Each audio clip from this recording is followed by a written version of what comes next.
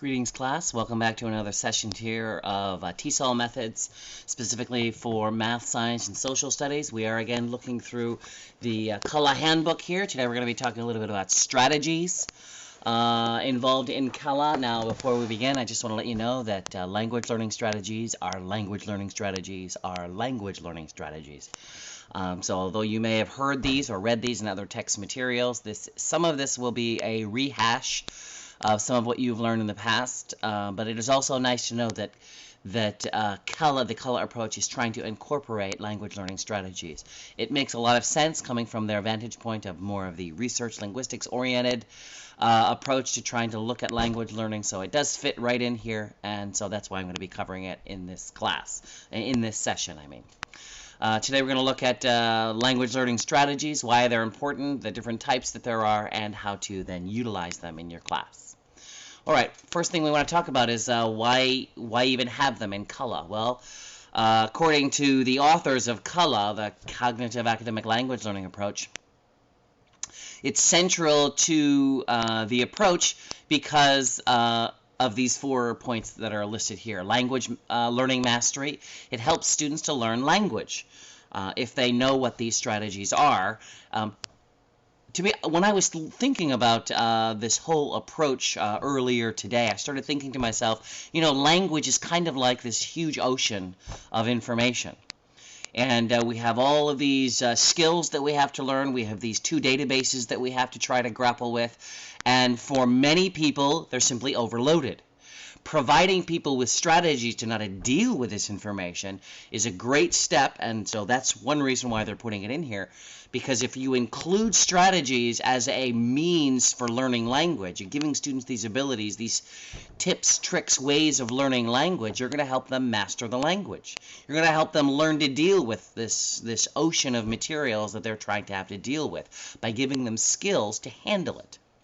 The second thing that you're going to do is you're going to develop independent learners, and most research, actually all research out there, will tell you that a successful learner is one who becomes an independent learner. They no longer need you, the language teacher. They can do it themselves. By providing them strategies for learning language, you are helping them to become independent learners.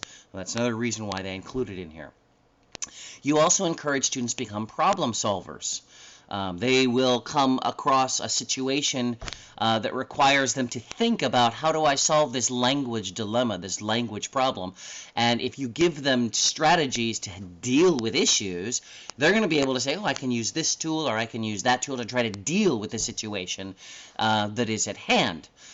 Again, examples that I've had in my life. I've mentioned before going, for example, to the post office when I was living overseas and I wanted to create a money order. Well, I didn't know the word for money order in Japanese, but I knew how to circumlocute. I knew how to talk around things. So I went up there and I simply said to them in Japanese, I want to send money to America. You know, and they looked at me and they said, oh, you want a money order? And they used, you know, some word. I didn't know what it was. And I said, yes, that's what I want. I learned a new word. I had a problem, but because I had strategies, I could go around that problem, right? And that's another reason why you develop good problem solvers. And of course, someone who has these skills are able to learn faster. They're able to be more efficient with their time. And that's, again, one of the needs that students have. I've mentioned before, one of the reasons why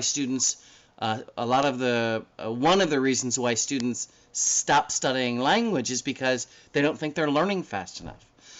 Having these strategies will enable them to learn faster, to master things more quickly, and also give them that control, right? So those are some of the reasons why strategies are central to the CALLA approach. Now, there are different types of knowledge. I believe I had mentioned this in another series, but let me just go over it here again. There are 2 basic types of knowledge. There's the knowledge that's just this information, what they would call declarative knowledge. It includes knowledge about myself or the world. It includes things like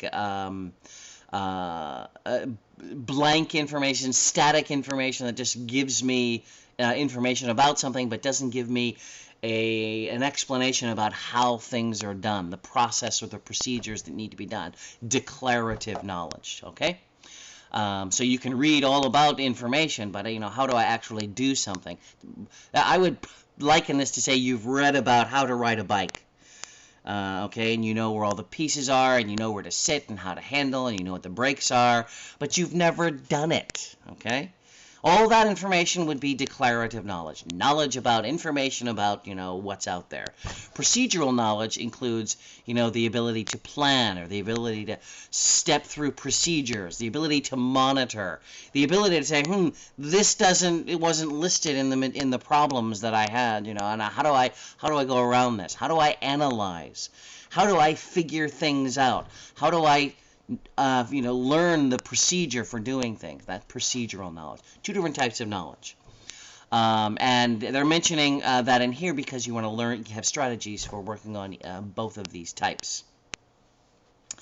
The language learning strategy's importance. And I've already mentioned this before. Research indicates that inclusion of language learning strategies improves language acquisition.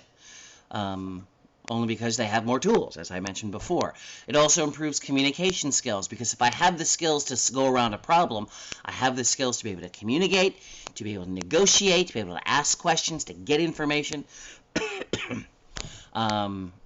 Also, strategies can be taught and learned.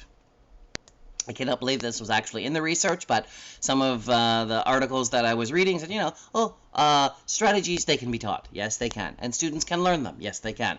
I don't know if that's necessarily a good reason, but the good reasons are because they help language learners learn more efficiently, learn faster. A good language learner is going to use task-appropriate strategies. In other words, they have this little toolbox of strategies, and they know which tool to pull out for the particular situation.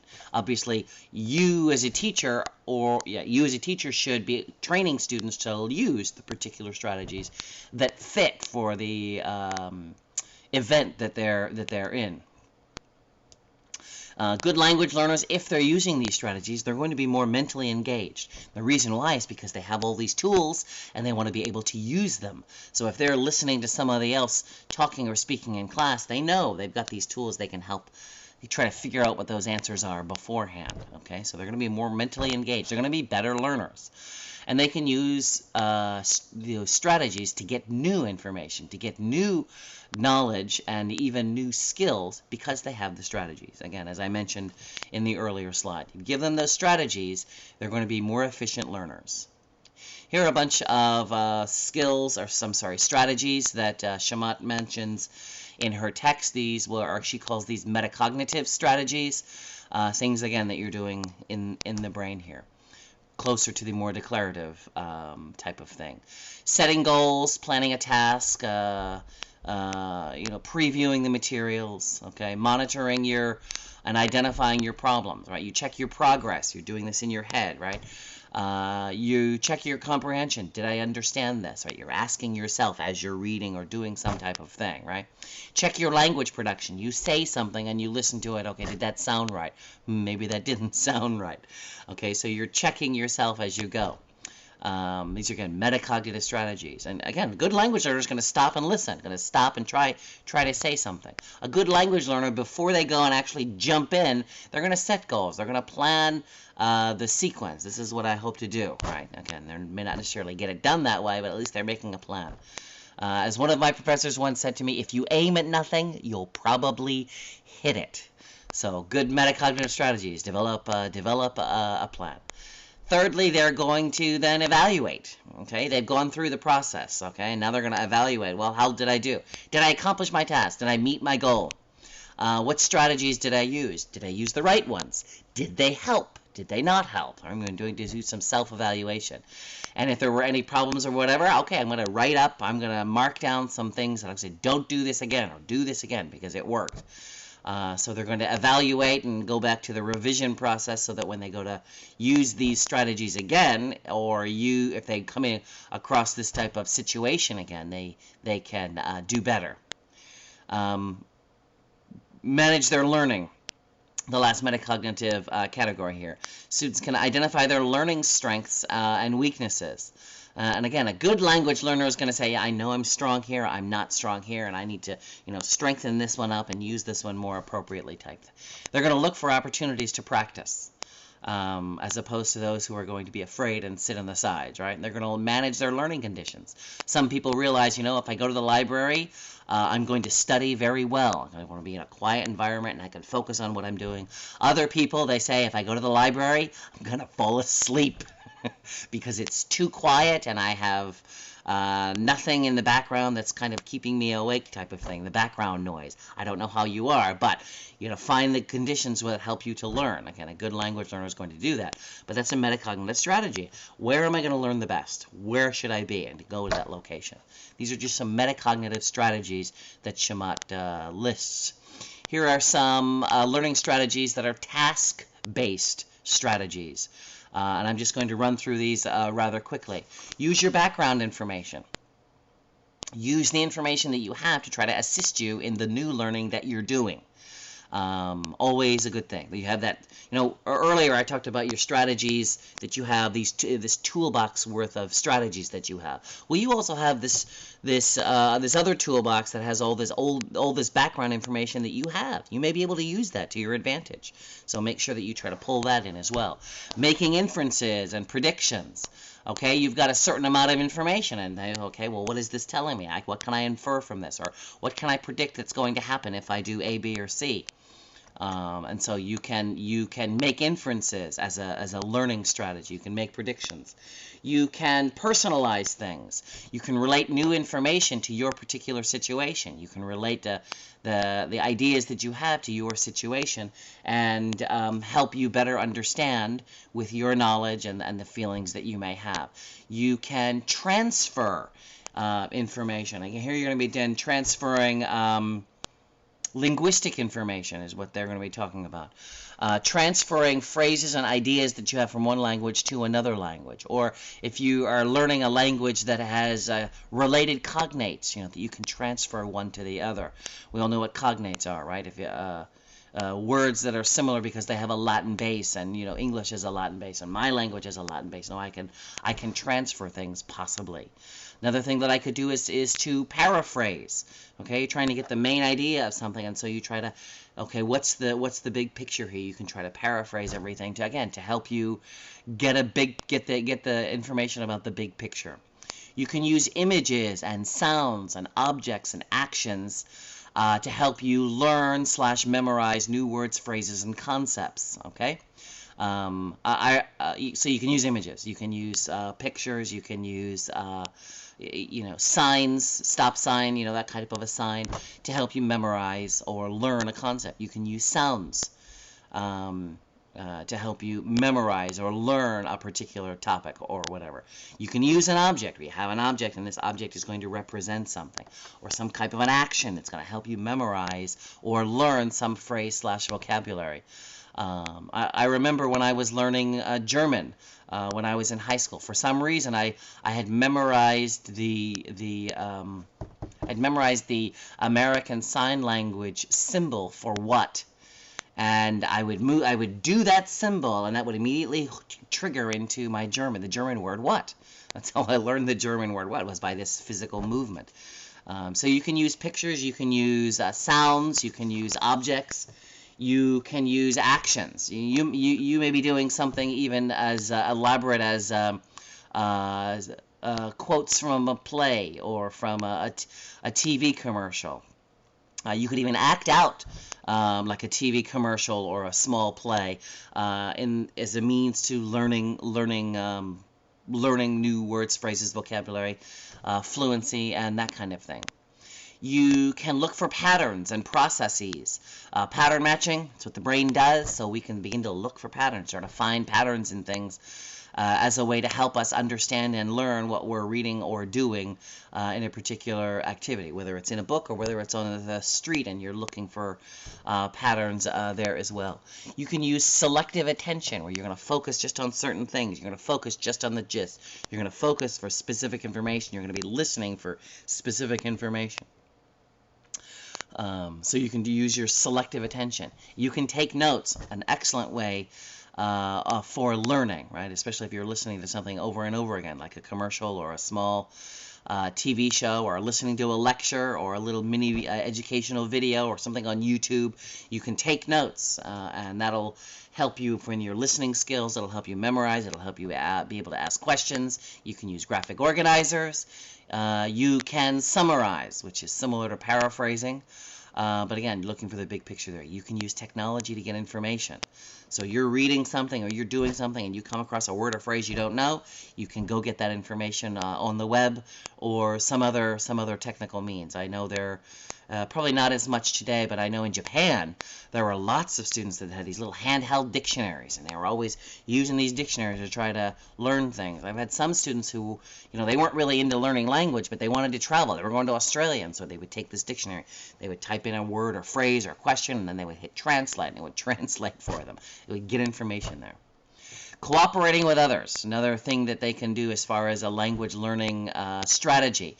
Asking questions, asking for help, negotiating meeting, using a native speaker as your sounding board to negotiate meaning so that you can try to learn more about what's going on. You can, of course, talk to yourself. Self-assessing and self-talking is one way for you to hear and monitor what's going on and help you try to improve your language abilities. You're noticing that what you're saying and what a native speaker is saying isn't necessarily the same, for example, or you say something and, hey, that's not what I remember a native speaker saying, type of thing. There's a variety of strategies, and this is just some strategies, as I mentioned. Other textbooks, other websites have dozens and dozens of different strategies. The important thing is you want to start teaching these strategies to your students so that they realize I have lots of different ways that I can help myself learn language. Okay, actually, let's go on and talk about that. How do we pick strategies, and how do we teach them? First thing we want to do is we're going to find out what tasks are they doing. If they're in a math class, what tasks are they going to be doing, and what are the strategies I can teach them to help them? If they're in a history class, or if they're learning, about cell division in a science class, well, those are their tasks. Okay, what strategies can I use to help them master those things? I want to gradually, this is important, I want to gradually introduce strategies. I don't need to show them a million at once. Do one a week, slowly. You want to show them how to do these, okay? And as I have listed here, you want to introduce it, you want to monitor it, and then you want to provide them scaffolding as they try it out, okay? And you're just monitoring. So you teach it, you model it, you demonstrate it, and then you let them try it, and you give them some scaffolding. You want to do it slowly. Again, you don't want to overwhelm them, and you want to give them strategies that, I use the word here, viable, but that are useful to the tasks that they have at hand. And so you need to just be thinking about it. So again, if they're going to be doing, if they're going to have to listen to a lecture, note-taking is probably a good idea, and you can help them practice to listen and take notes. You can have them practice on finding those key words that they realize this is the next point, or this is the next point. Writing down the new vocabulary that they don't know. You want to find the task and then find an appropriate strategy or two that you can teach them so that they can do better there. And then, of course, you want to introduce model and then monitor. You teach the strategy, teach the strategy that applies to the content of the course that's being taught, right? So you want to teach the strategy that's appropriate for them. Teaching learning strategies, this you've seen some of this before, but if you're going to be teaching learning strategies, you want to remind the students of the strategies they already know, prior knowledge. Remind them of the information that they already know. But let them know, look, you have some tools already that you might be able to use when you're learning something, but now I'm going to show you some new strategy. I'm going to add to your repertoire type of thing. So you want to remind them what they already know and then teach the new strategy. Again, you'll show it to them, you'll explain it to them, you'll model it, you'll actually walk through this process, and then you'll do some scaffolding. You'll let them do it, you'll let them practice, and then you monitor what's going on. At the same time, or after this, of course, you want to let them practice, but then you want to teach them how to self-evaluate. Did I use this strategy well? Was it useful? Was it successful? Did I get the information that I wanted? Because if they can self-evaluate, again, we're going back to metacognitive strategy here, they're going to be able to realize this was useful, this was good for me, I can do this. Right? So self-evaluating is a very useful and powerful tool here to increase their confidence and also help them recognize and notice what is useful and what isn't useful. So teach students to self-evaluate. And then finally transfer what they've learned to new scenarios. Again, they have these tools now and they move into a new situation, and you want to get them to say, okay, I'm in this new situation now, what tools do I use? And they can look at their toolbox and pull out the ones that they need. As long as they can do that. So you want to try to encourage them to transfer these strategies to new situations. Finally, I want to talk a little bit about how strategies can increase motivations. If you can show students that the task that they're doing, aka learning these strategies, if you can show them that they're important, that they're valuable, you're going to increase their motivation. Okay? And eventually, the other thing you want to be able to do is you want to show them that you expect them to succeed. Okay? You don't expect them to fail. Unlike other classes. I remember my sister, she went into her first year of college, and she went into her one of her first courses was chemistry. And the teacher told them, 20% of you will not be here. Basically said, look to the person to your left, look to the person to your right. One of them will not be here at the end of the semester. You're not going to do that as a language teacher teaching these strategies. You're going to tell them that you expect them to succeed. And you need to make them believe that they can succeed, that they should succeed. From my experience in teaching language, the single largest problem I see is that people believe they can't do it. They believe they're going to fail, so they don't even try. You want to try to encourage them that they can do it, and these tools can help them do that, these tools being the strategies, right? And then you give them that responsibility to learn. It's your responsibility.